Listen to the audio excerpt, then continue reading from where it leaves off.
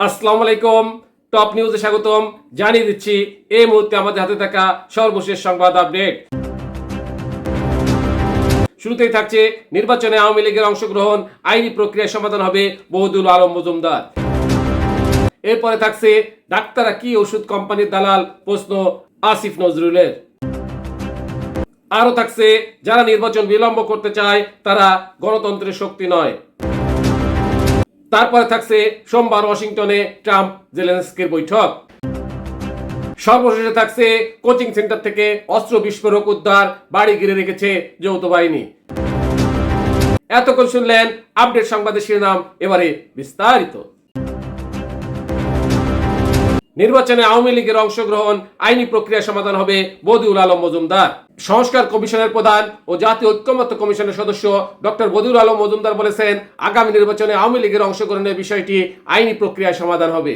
শনিবার দুপুরে রাজধানীর বাংলাদেশ চলচ্চিত্র উন্নয়ন কর্পোরেশনের সুষ্ঠু নির্বাচন আয়োজনে নির্বাচন কমিশনের ভূমিকা নিয়ে ছায়া সংসদ বিতর্ক প্রতিযোগিতায় প্রধান অতিথির বক্তব্যে বদিউল আলম মজুমদার এসব কথা বলেন। তিনি বলেছেন, সরকার আওয়ামী লীগের কার্যক্রম নিষিদ্ধ করেছে, এখন তারা নির্বাচনে অংশ নিতে পারবে কিনা সেটা সরকার ও নির্বাচন কমিশন আইনি প্রক্রিয়ায় সিদ্ধান্ত নেবে।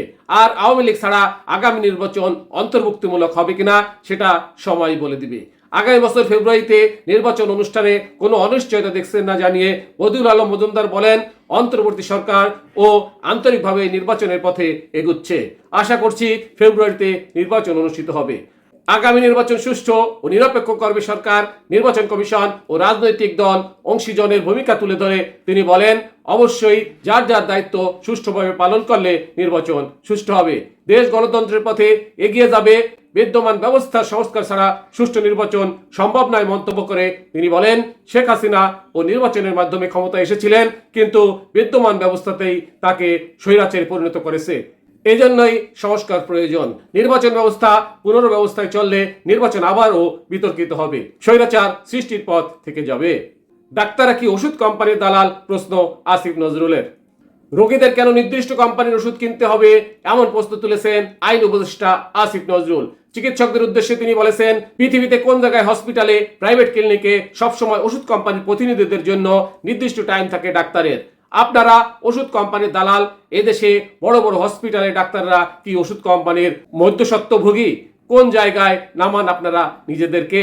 শনিবার 16 আগস্ট সকালে রাজধানীর শহীদ আবু সাইদ আন্তর্জাতিক কনভেনশন সেন্টারে বাংলাদেশ প্রাইভেট হাসপাতাল, ক্লিনিক ও ডায়াগনস্টিক ওনার্স অ্যাসোসিয়েশনের নবনির্বাচিত কার্যনির্বাহী কমিটির অভিষেক ও বার্ষিক সাধারণ সভায় আইন উপদেষ্টা এই কথাগুলো বলেন। সভায় প্রধান অতিথির বক্তব্যে আইন উপদেষ্টা বলেন, চিকিৎসকদের বিষয়ে বেশ কিছু সাধারণ অভিযোগ তিনি প্রায় শোনেন, যার মধ্যে রয়েছে চিকিৎসকদের ভালোভাবে রোগের কথা না শুনেই পরামর্শ লেখেন এবং অপ্রয়োজনীয় পরীক্ষা দেন। তিনি বলেন, এই অত্যাচার বন্ধ করেন, মানুষ অনেক গরিব, এখানে লোকজন খুব গরিব আছে, বড় লোকদের গলা কাটেন, সমস্যা নাই, গরিব রোগীদের 14-15টি টেস্ট দেওয়ার প্রক্রিয়া বন্ধ করান। যারা নির্বাচন বিলম্বিত করতে চায় তারা গণতন্ত্রের শক্তি নয়। বিএনপির স্থায়ী কমিটির সদস্য সালাউদ্দিন আহমেদ বলেছেন, এবারও বিতর্কিত নির্বাচন হলে দেশ অনিশ্চয়তার ভবিষ্যতের দিকে অগ্রসর হবে। যারা ইনিয়ে বিনিয়ে বিভিন্ন ধরনের কথা বলে নির্বাচন বিলম্বিত করতে চায় তারা গণতন্ত্রের শক্তি নয় বলেও মন্তব্য করেছেন বিএনপির সিনিয়র এ নেতা। শনিবার 16 আগস্ট নয়াপল্টনে বিএনপির কেন্দ্রীয় কার্যালয়ে বিএনপির চেয়ারপারসন বেগম খালেদা জিয়ার জন্মবার্ষিকী উপলক্ষে যুবদল আয়োজিত দোয়া মাহফিল ও আলোচনা অনুষ্ঠানে একথা বলেন তিনি। গণতান্ত্রিক রাষ্ট্র নির্মাণ করতে হলে ফ্যাসিবাদ বিরোধী শক্তিকে জাতীয় ঐক্যে পরিণত করতে হবে। তবে নির্বাচন নিয়ে কঠোর হুঁশিয়ারি উচ্চারণ করেন এই বিএনপি নেতা। তিনি বলেন, যারা এই নির্বাচন বিলম্বের জন্য বিভিন্ন ধরনের কথা বলেছে তাদের বিরুদ্ধে রুখে দাঁড়াবে দেশের জনগণ। যারা ভিন্ন রকম যুক্তি তুলে গণতন্ত্রের যাত্রাকে বাধাগ্রস্ত করে তারা গণতন্ত্রের পক্ষের শক্তি নয়। সোমবার ওয়াশিংটনে ট্রাম্প জেলেনস্কির বৈঠক। ইউক্রেনের প্রেসিডেন্ট ভ্লাদিমির জেলেনস্কি আগামী সোমবার 28 আগস্ট যুক্তরাষ্ট্রের প্রেসিডেন্ট ডোনাল্ড ট্রাম্পের সঙ্গে বৈঠকের জন্য ওয়াশিংটনে যাচ্ছেন। শনিবার সকালে এক বার্তায় জেলেনস্কি এই তথ্য নিশ্চিত করেন, আমি সোমবার প্রেসিডেন্ট ট্রাম্পের সঙ্গে যুদ্ধ শেষ করার সব খুঁটিনাটি আলাপ আলোচনা করার পরিকল্পনা করেছি। আমন্ত্রণের জন্য আমি কৃতজ্ঞ। জেলেনস্কি জানান, এর আগে ট্রাম্পের সঙ্গে তার 1 ঘন্টারও বেশি সময় ধরে আলাপ আলোচনা হয়েছে এবং আলোচনা ফলপ্রসূ হয়েছে। প্রথম দুই প্রেসিডেন্ট একান্তে বৈঠক করেন, পরে ইউরোপীয় নেতাদের অংশগ্রহণে যৌথ বৈঠক হয়। ইউক্রেনের প্রেসিডেন্ট বলেন, আমরা প্রতিটি ধাপে ইউরোপীয় নেতাদের উপস্থিতি চাই, যাতে আমেরিকার পাশাপাশি ইউরোপেও একসঙ্গে নির্ভরযোগ্য নিরাপত্তা নিশ্চয়তা দিতে পারে। কোচিং সেন্টার থেকে অস্ত্র বিস্ফোরক উদ্ধার, বাড়ি ঘিরে রেখেছে যৌথ বাহিনী। রাজশাহী নগরীর একটি বাড়িতে যৌথ বাহিনী অভিযান চালিয়ে বেশ কিছু অস্ত্র ও বিস্ফোরক তৈরির সরঞ্জাম উদ্ধার করেছে।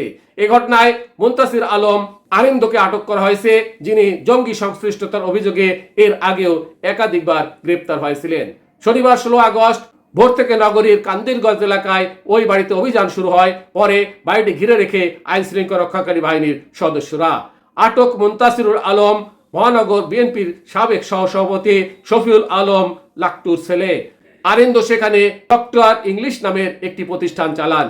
অভিযানে ওই প্রতিষ্ঠান থেকে 2টি বিদেশি এয়ারগান, একটি রিভলভার, শারেক কার্টিস এয়ারগান 3 বক্স, ম্যাগনেট একটি, দেশীয় অস্ত্র 6টি, জিপিএস একটি, ওয়াকিটকি 4টি, ট্রেজার গান একটি, সিম কার্ড 10টি, বাইনোকুলার একটি, বিস্ফোরক তৈরির সরঞ্জাম, পাসপোর্ট, এনআইডি, মনিটর 6টি, কম্পিউটার 3টি, স্ক্যানার 3টি ও মদের বোতল 65টি উদ্ধার করেছে। টপ নিউজ এখনকার মতো শেষ করছি। আল্লাহ হাফেজ।